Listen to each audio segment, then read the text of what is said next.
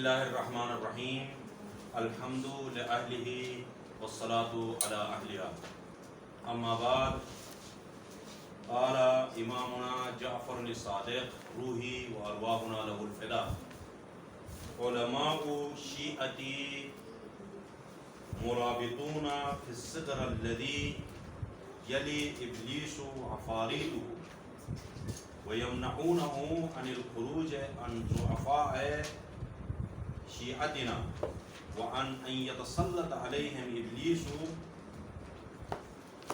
امام جعفر صادق علیہ السلام کا ارشاد گرامی ہے، فرماتے ہیں کہ ہمارے شیعوں کے علماء دین کے جغرافیائی سرحدوں کے محافظ اور پاسدار ہیں۔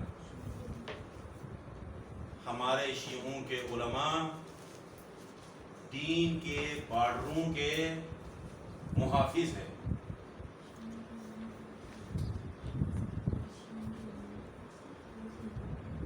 دین کے بارڈروں کے محافظ ہیں جو لشکر ابلیس کے کمزور شیعوں پر حملہ آور ہونے سے دفاع کرتے ہیں۔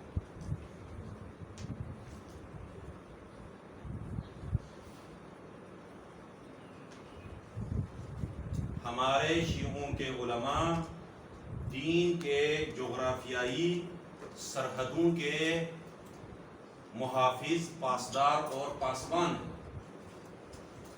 جو شیطان کے لشکر کے سامنے سب باندھے کھڑے ہیں اور کمزور شیعوں سے دفاع کرتے ہیں۔ یہ علماء کی تعریف اور توصیف میں ہمارے چھٹے امام کا ارشاد گرامی ہے۔ آج کے دور میں یا گزشتہ ادوار میں انبیاء علیہم السلام کے بعد، معصومین علیہم السلام کے بعد جو سب سے زیادہ دین سے دفاع کرنے والے جو لوگ ہیں، انسانی طبقات اور انسانی معاشرے میں زندگی گزارنے والے انسانوں میں سے سب سے زیادہ دین سے دفاع کرنے والے لوگ، دین کی حفاظت کرنے والے لوگ، دین کی پاسداری اور پاسبانی کرنے والے جو لوگ ہیں، وہ علماء کرام ہیں۔ گزشتہ ادوار میں اور آج کے دور میں اور آج سے لے کے قیامت تک انبیاء علیہم السلام کا جو کام جو لوگ انجام دیتے ہیں وہ دین شناس لوگ اور علماء کرام ہیں۔ اسی لیے دوسری حدیث میں العلماء ورثۃ الانبیاء حدیث نبوی ہے کہ علماء کو کس کا وارث قرار دیا ہے؟ انبیاء کا وارث قرار دیا ہے۔ انسانی معاشرتی زندگی گزارنے والے انسانوں میں سے سب سے زیادہ جو دین سے دفاع کرنے والے لوگ ہیں یا انسانیت کے کام آنے والے لوگ ہیں، فرض کرو ایک ڈاکٹر جتنا خدمت کرتا ہے اس کا بھی اندازہ جو ہے لگاؤ، اور ایک جو ہے عالم انسانوں کی جتنی خدمت کرتا ہے، دونوں کا اگر مقایسہ کرو تو آسمان زمین فرق ہے۔ یہ جو دینی جو عالم دین ہے، یقیناً لا شک ولا شبہ وہ زیادہ جو ہے کیا ہے انسانیت کی خدمت کرتا ہے ایک ڈاکٹر کے نسبت۔ اسی طرح ایک انجینئر جو انسانیت کی خدمت کرتا ہے اس کی خدمت کا اندازہ لگاؤ، مقایسہ کرو، اور ایک عالم دین جو دین مبین اسلام کی خدمت کرتا ہے، دونوں کا کو اگر مقایسہ کرو تو ایک عالم دین جو دین سے دفاع کرتا ہے، دین کی حفاظت کرتا ہے، دین کی پاسداری کرتا ہے اور دین کی خدمت کرتا ہے، وہ کئی گنا زیادہ ہے ایک جو ہے انجینئر کے جو ہے دین سے دفاع کرنے سے۔ لہذا اسی نقطے کو مد نظر رکھتے ہوئے کہ ہمارے چھٹے امام جعفر صادق روحی وارواحنا له الفدا نے یہ ارشاد فرمایا،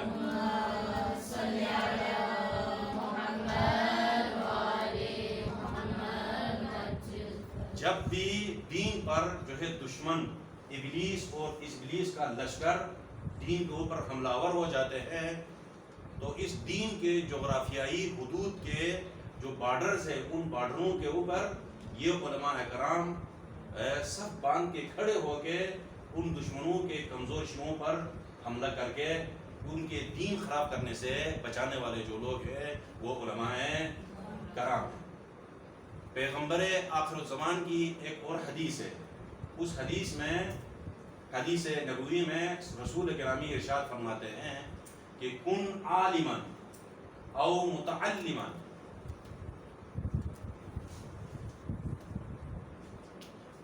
او مستمعا للعلم او محبا للعلم ولا تكن الخامسہ فتہلک۔ اگر اس دنیا میں زندگی گزارنا ہے تو یا عالم بن کے زندگی گزارو یا متعلم بن کے زندگی گزارو، یا علم کو سننے والا بن کے زندگی گزارو، یا علم کے ساتھ محبت کرنے والا بن کے زندگی گزارو۔ ولا تکن الخامس، یہ 4 حالتوں میں زندگی گزارو، ان 4 میں سے ایک بن کے کیا کرنا ہے آپ نے زندگی گزارنا ہے۔ ولا تکن الخامسہ، 5واں نہ بنو، اگر 5ویں بننے کی کوشش کریں گے تو فتہلک، آپ کیا ہو جائیں گے؟ ہلاک ہو جائیں گے۔ انبیاء علیہ السلام بھی اسی علم کے سائے میں انہوں نے زندگی گزاری ہے، اور پھر تمام جو ہے بنی نوع انسان کو سرور کائنات نے یہ جملہ ارشاد کر کے فرمایا ہے کہ اگر انسان نے کامیابی اور کامرانی اور سرفرازی اور سرفرازی کے ساتھ اگر زندگی گزارنا ہے تو اس کو اسی شکل میں زندگی گزارنا ہے، یا جو ہے عالم بن کے زندگی گزارنا ہے، یا متعلم بن کے زندگی گزارنا ہے، یعنی استاد بن کے زندگی گزارنا ہے، یا شاگرد بن کے، اگر ترجمے کو یوں بھی کیا جا سکتا ہے، یا استاد بن کے زندگی گزارنا ہے یا شاگرد بن کے زندگی گزارنا ہے۔ اگر یہ 2 نہیں بن سکتا ہے، تیسری حالت کون سی ہے؟ علم کے کو سننے والا بن جائے، اور مستمعا للعلم، علم کو سننے والا جو ہے بن جائے، او محبا للعلم۔ اگر یہ تیسرا بھی نہیں بن سکتا ہے تو جو ہے چوتھی جو حالت ہے وہ کیا بنے؟ علم سے محبت کرنے والا بن کے زندگی گزارے۔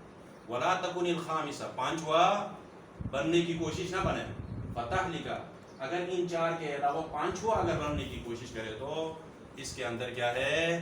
ہلاکتی ہے۔ یہ حدیث نبوی اور امام جعفر بن صادق روح و ارواحنا لہ الفداء کے علماء کے سلسلے میں وہ مبارک حدیث۔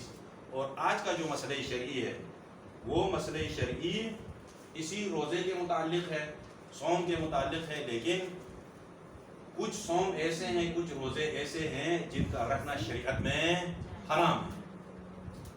کون سے روزے ہیں جن کا رکھنا شریعت میں حرام ہے؟ سب سے پہلا صوم العیدین، عید الفطر اور عید الاضحیٰ، ان 2 دنوں میں روزہ رکھنا جی ہاں حرام ہے، یہ نمبر 1۔ اور دوسرا ایام التشریق، لکھے آپ لوگ نوٹ کریں، ایام تشریق میں بڑی عید کے بعد 11 ذی الحج، 12 ذی الحج اور 13 ذی الحج، ان 3 دنوں کو کیا کہتے ہیں؟ ایام تشریق کہتے ہیں، تشریق قاف کے ساتھ۔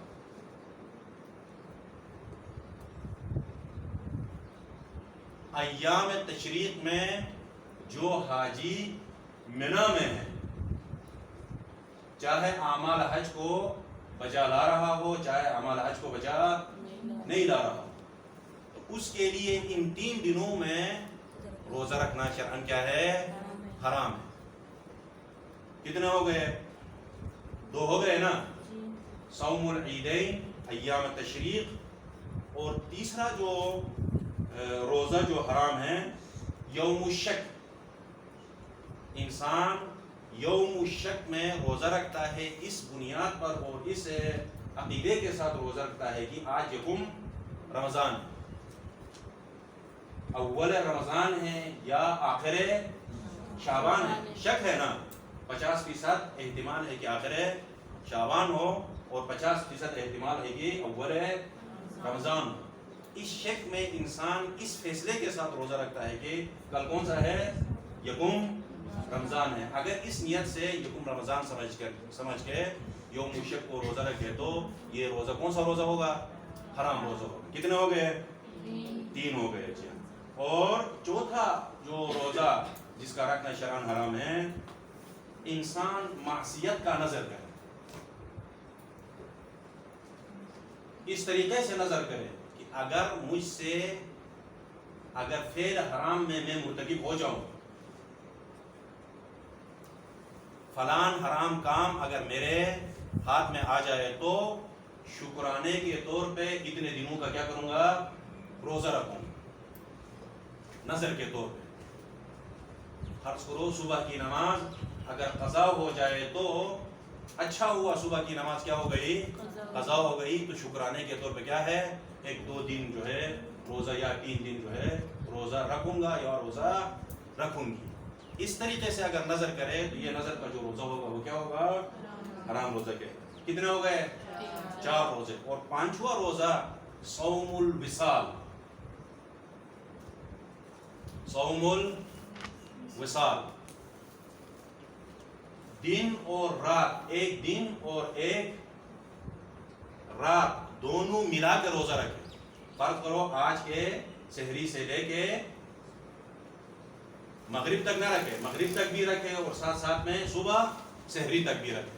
دن کو بھی روزہ رکھے اور رات کو بھی روزہ رکھے. دونوں کو جوڑ دے، وصل یعنی دونوں کو ملا کے روزہ رکھے. تو یہ کون سا روزہ ہو جائے گا؟ حرام روزہ کہلائے گا. یا اس صوم الوصال کی دوسری مثال بھی دے سکتے ہیں. ایک دن اور دوسرا دن، آج کا دن بھی صبح سے افطار تک رکھے لیکن افطار نہ کرے. پھر دوسرے دن بھی اذان صبح سے اذان مغرب تک رکھے. اس طرف سے کوئی سحری بیچ میں نہ کھائے. تو پھر دوسرے دن کے جا کے افطار کرے. تو یہ جو 2 دن مسلسل تسلسل کے ساتھ انسان روزہ رکھتا ہے بغیر کسی افطار کے، یہ اس صوم کو کیا کہتے ہیں؟ صوم الوصال کہتے ہیں. یہ صوم الوصال بھی حرام روزوں میں سے حساب ہوتا ہے. کتنے ہو گئے؟ 5 ہو گئے. جی ہاں، یہ 5 جو ہے روزے حرام ہیں.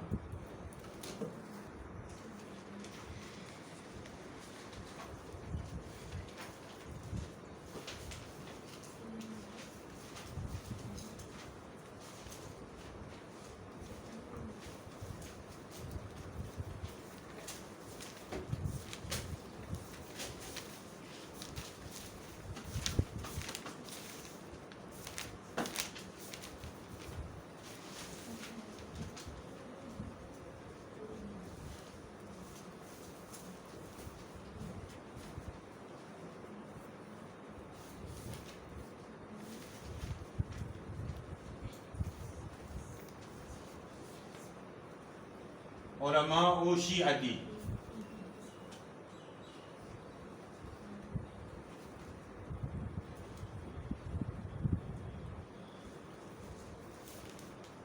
مرابطون فی الصغر الذی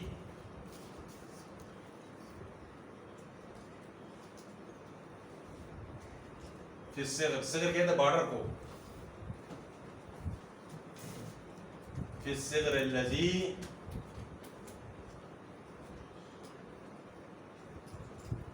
یلی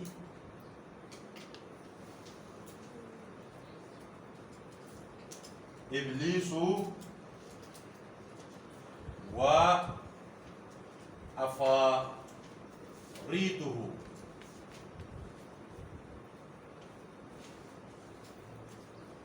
و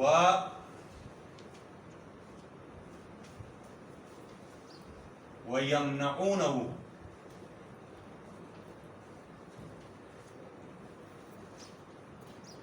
عَنِ الْخُرُوجِ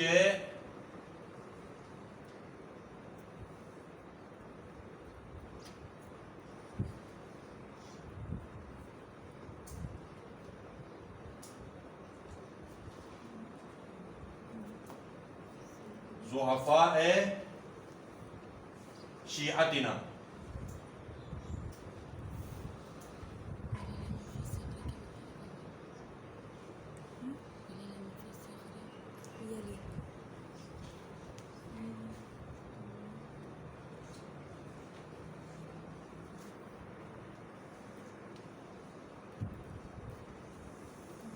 دین کے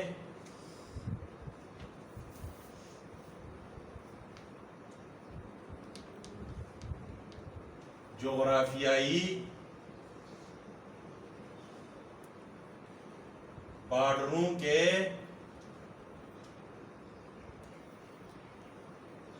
محافظ اور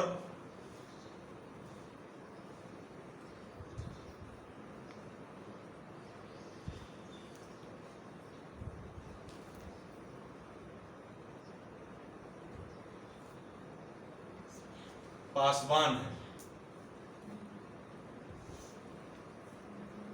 جو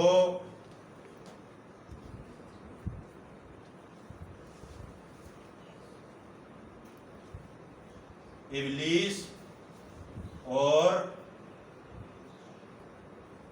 لشکر ابلیس کے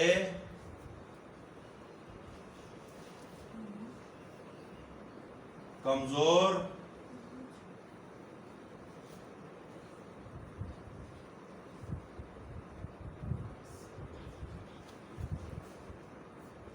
حملہ آور ہونے سے بچاتے ہیں۔